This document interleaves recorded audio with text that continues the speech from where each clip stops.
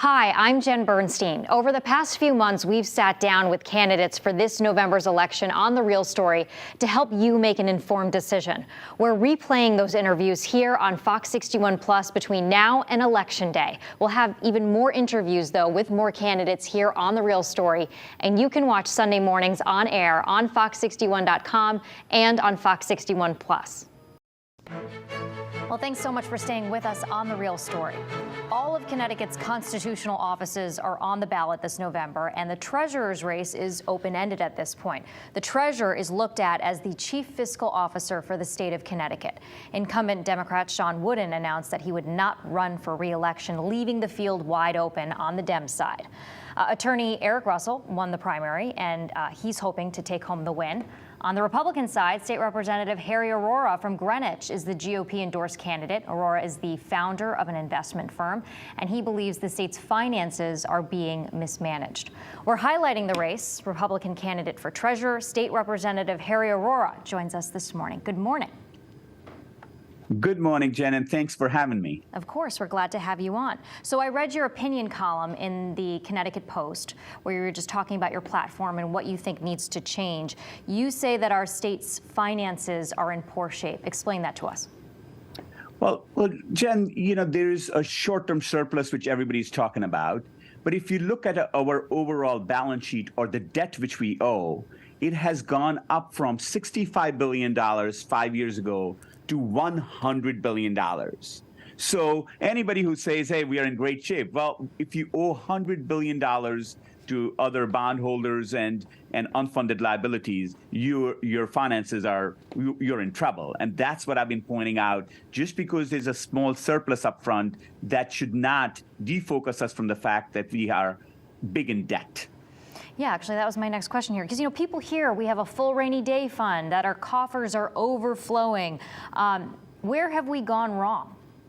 And that's just in the past, year or two because of the pandemic, right? That's correct. Yeah, the past year and two, we have gotten a lot more money, and there is a small surplus. And I call it small because it's a couple of $1 billion here and there, right? When you have $100 billion, a $3 billion surplus, or even sometimes a $4 billion surplus, one time does not really move a needle. Now, I want to point out to you that the debt is divided into two big parts: the debt which we owe to the bondholders, and then the debt which is due from unfunded liabilities. Now, what I want to point out to you is over the last 5 years, both of those have gone up. Although we are supposedly on a debt diet, our actual debt outstanding has gone up by 15-20% over this period of time. We have not paid down any debt. We have taken on $4 or $5 billion of debt. And then it comes to unfunded liabilities. They have grown immensely by about $25 billion over this period of time. So we have really incurred much more debt, much more increase in our unfunded liabilities, and that is a big problem. All right, so how does that impact the taxpayer at home? Well, let's just put it this way. If you owe someone money, you can obviously put that off for a year or two, or a little here, a little there, but sooner or later, you're going to have to pay that.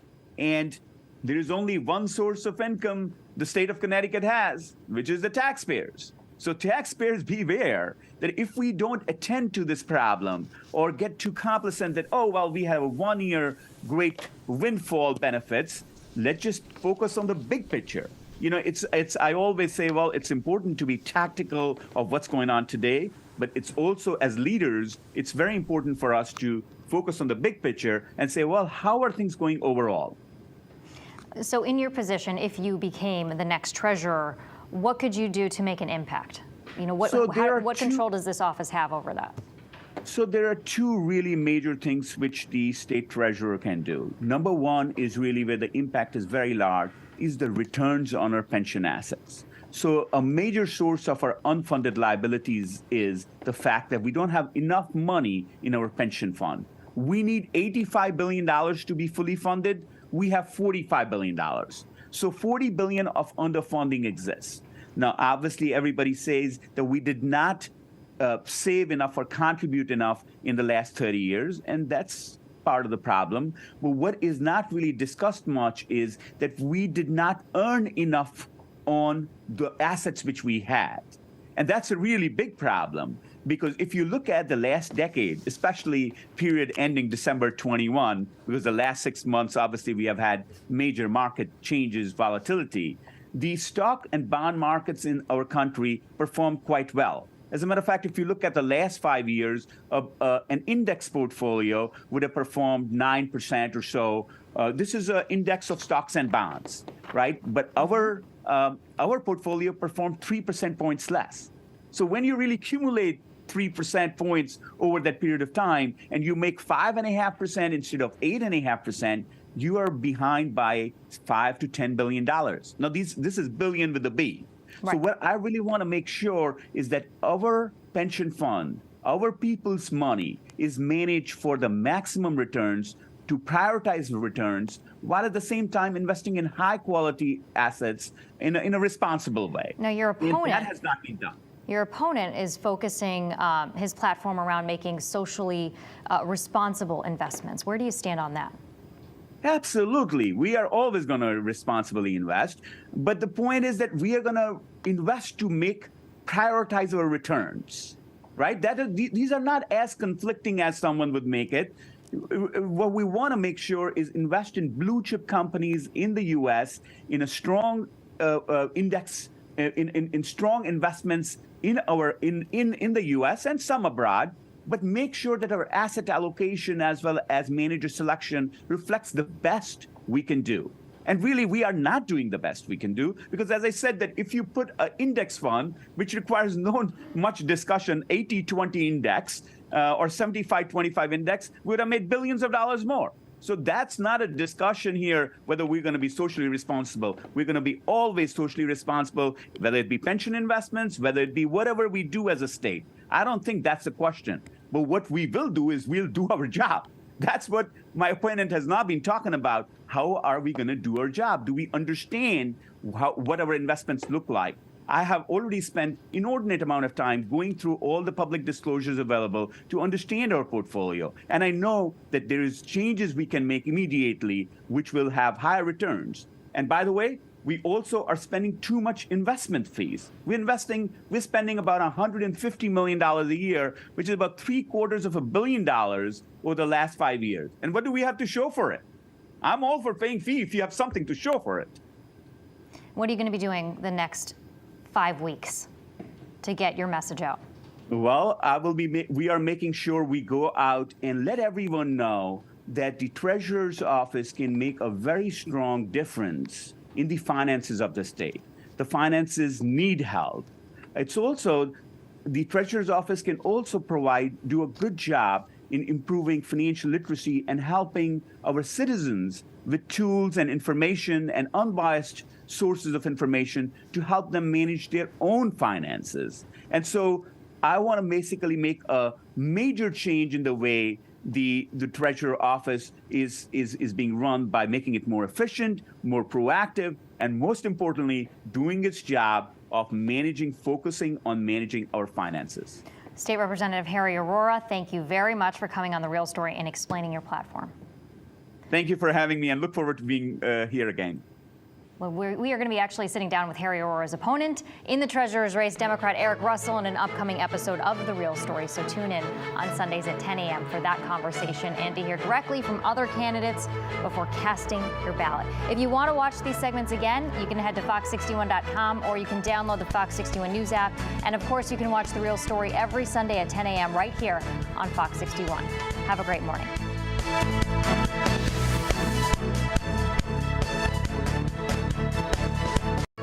Thanks for staying with us on The Real Story. Joining me right now in studio is Eric Russell. Russell, who won the Democratic primary to be the party's nominee for the state treasurer's office, says that he does not take the responsibility lightly. Born and raised in New Haven, Eric is a practicing attorney here in Connecticut in his firm's public and private finance group, and he's seen Connecticut's financial past and present. Now he's hoping to get your vote to shape the state's monetary future. Eric, thank you so much for being here in studio with us. Appreciate it. Thank you for having me, Jen. Okay, so tell us about yourself. You grew up in New Haven. I did. Yeah, so I grew up in New Haven. My father was a paratrooper in the Army and was stationed in Germany toward the tail end of his career, where he met my mother, who's originally from Germany. And they landed in New Haven, and with what little resources they had, started a small convenience store that I grew up working in a really tough area of the city.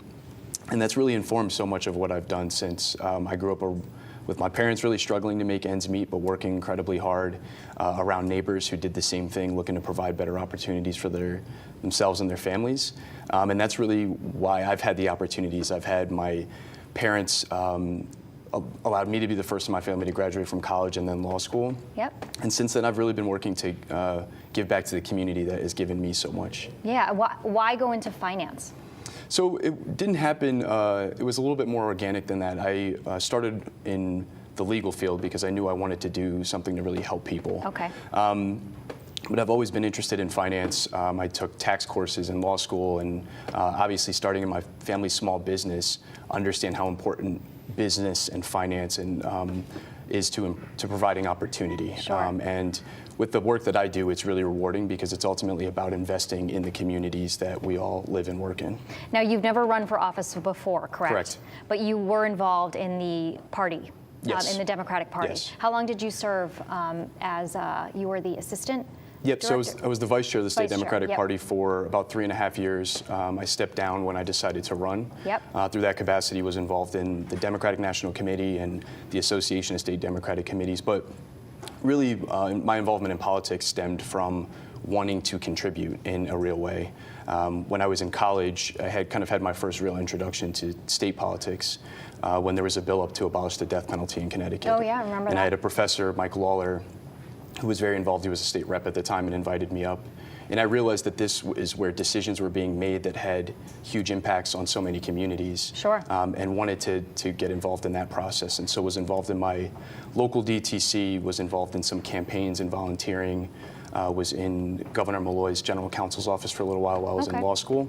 And really this is a great opportunity for me to combine my professional experience with my lived experience and perspective to make sure that we're bringing change in our state, that we are keeping our state fiscally strong and making progress there, and that we are advocating for working families in our state. Yeah, when you were looking at politics, were you like the treasurer's race, the treasurer's seat fits my work experience, or was there another office somewhere that you were looking at specifically? I wasn't set on running for office at any point. Okay. I have been involved and have been contributing in many other ways without being elected, and have found that to be very rewarding. Sure.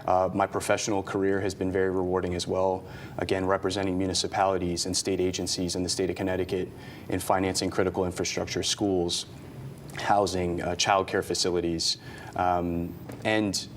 But I've always said that if there were opportunities for me to make an impact, Sure.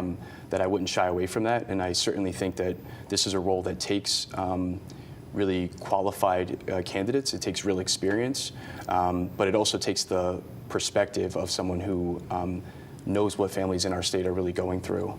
And I feel like I have that to bring to the table in many ways. For taxpayers out there, Yes. this race has kind of come into light a little bit more than it would, just because of inflation, because of high gas prices, obviously, the Fed's raising those interest rates to combat inflation. So when someone's looking at this office and deciding who to vote on, how is it going to impact them, and what can you do? Why should they vote for you? Yeah, so what I would say to start is that we've made incredible progress over the last several years in our state in terms of stabling our fiscal condition.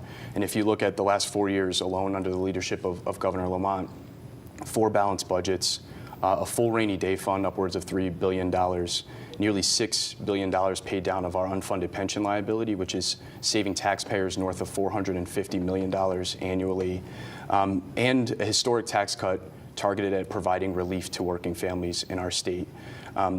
This is due to strong leadership. We have arrived in this situation because of decades and decades of not meeting our obligations, particularly around our pension fund payments. And we've seen how we can make that progress when we really prioritize this. I know on the other side, there have been a lot of proposals to drain our rainy day fund right now. Sure, yeah. And it would be devastating. The reality is that we are in our this position right now because of this really conscious effort, and I'm committed to continuing that moving forward. And I think that that's what voters should look at, is fiscally sound policy and decision making, real experience in this role, again, having worked directly with the Treasurer's office and having a unique insight into the role, working with state and local government very directly over the last decade, which is an important part of this role. And again, the perspective to make sure we are using this office to provide relief for working families, to improve our fiscal health long term, so that we are in a better place for our kids and grandkids when we look down the road. I know some of your platform involves social responsibility and looking at how Connecticut is investing and what companies we're investing in. How much is that going to play into what you would do if you were in the seat? Sure. And, social responsible investment, or ESG, has been something that's been around for quite some time now. And it's ultimately about minimizing risk as we are making investments. We should know that companies that we are investing in have sound practices when it comes to environmental issues and climate change, because as a long-term investor, that has potential to impact our return on investment down the road. And so those are all things that we will certainly continue to look at. But it's also a way to make sure that our values are aligned with how we're investing as well. And one example of that is to give Treasurer Wooden credit with our divestment from civilian gun manufacturers. There was the piece of this that it was ultimately about minimizing risk and knowing that it was the best decision for our portfolio. Sure. But it's also about understanding that as a state, this needs to be something we prioritize. We've been the leader across the country on common sense gun reform, but we also know the devastating impact that it has on our communities. And I know that personally, growing up in a community that was ravaged by gun violence. Is there any other company or topic that you look at and you think that Connecticut should start pulling out of that we haven't yet? So I think there's work being done on this, but we certainly need to look at how we are going to transition away from fossil fuels. That is a priority, one, because again, as a long-term investor, we know where the market is going on this issue. And I think that that's something I'm committed to, is analyzing where we are, where our investments currently sit as far as fossil fuels, and how we could transition out of that. And I think there's a host of other issues, making sure that companies we're doing business with have good practices when it comes to diversity and inclusion and labor practices, because all of these things ultimately impact the business's return. Sure. Talk to me about our pension debt. We know we had your opponent on a couple segments ago, and I discussed it with him, so I want to get your take. I mean, our unfunded liabilities are significant. So we have an overflowing rainy day fund. We have our state coffers are full, but technically we have this massive debt.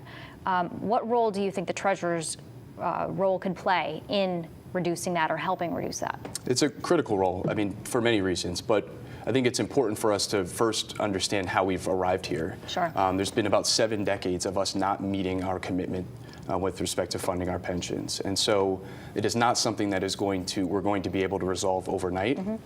What I will say is we've made incredible progress recently, again, under the leadership of Governor Lamont. Nearly $6 billion of that unfunded pension liability paid down. So we need a steady commitment to continue to prioritize paying down debt. And I would note that, again, any prospect of raiding our rainy day fund is ultimately going to impact how much money we are paying into our or paying down of our unfunded pension liability. Sure.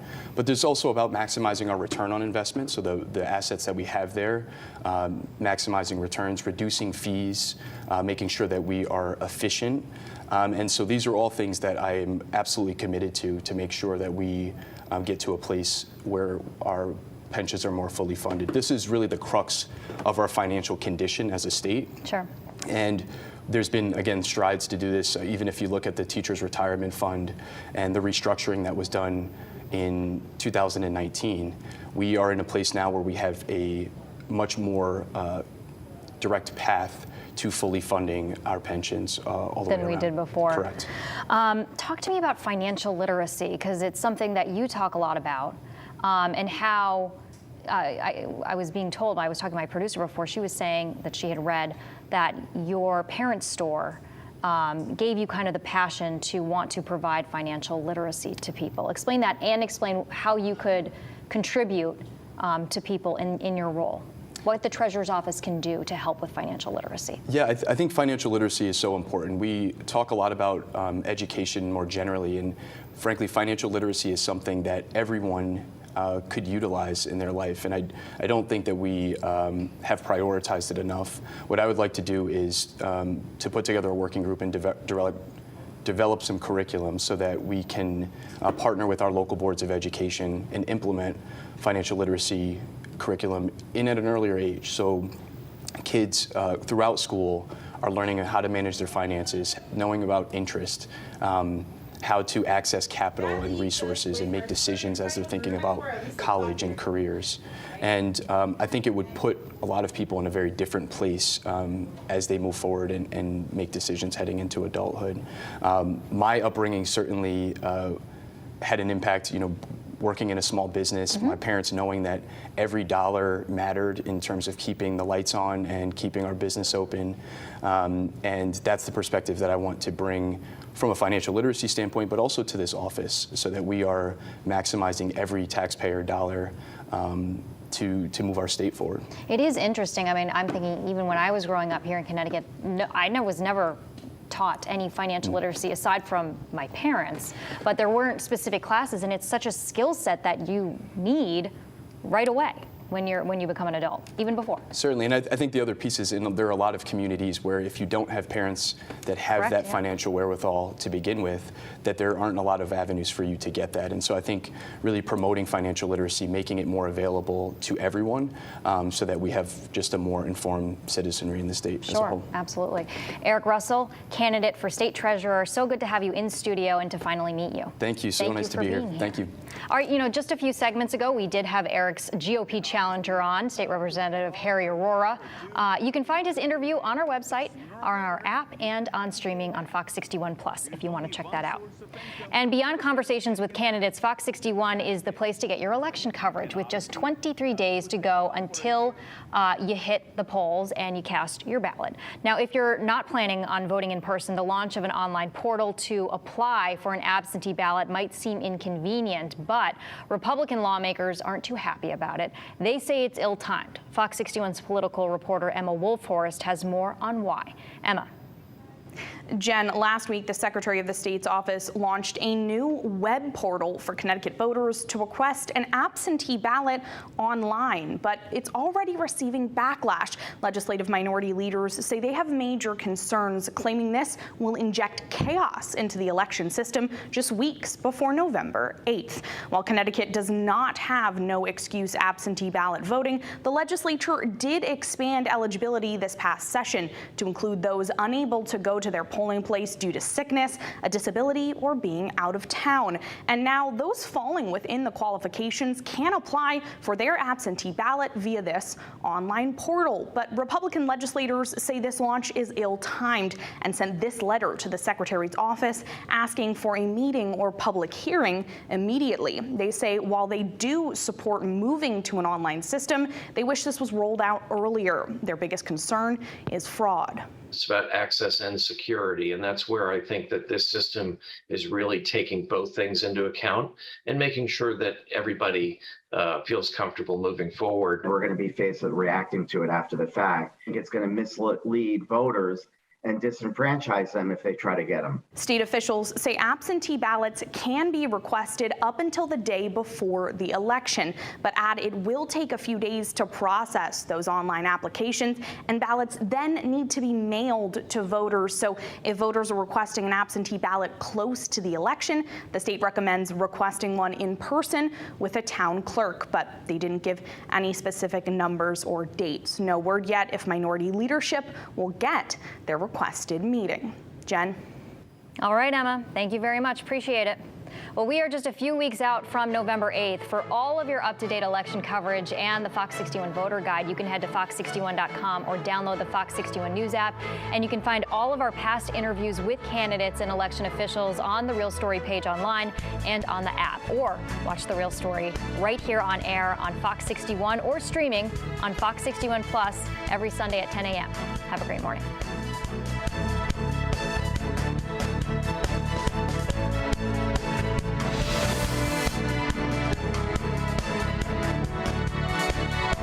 Thanks so much for watching. Remember, you can find more candidate interviews here on Fox 61 Plus. Join us election night for full coverage of all the state races.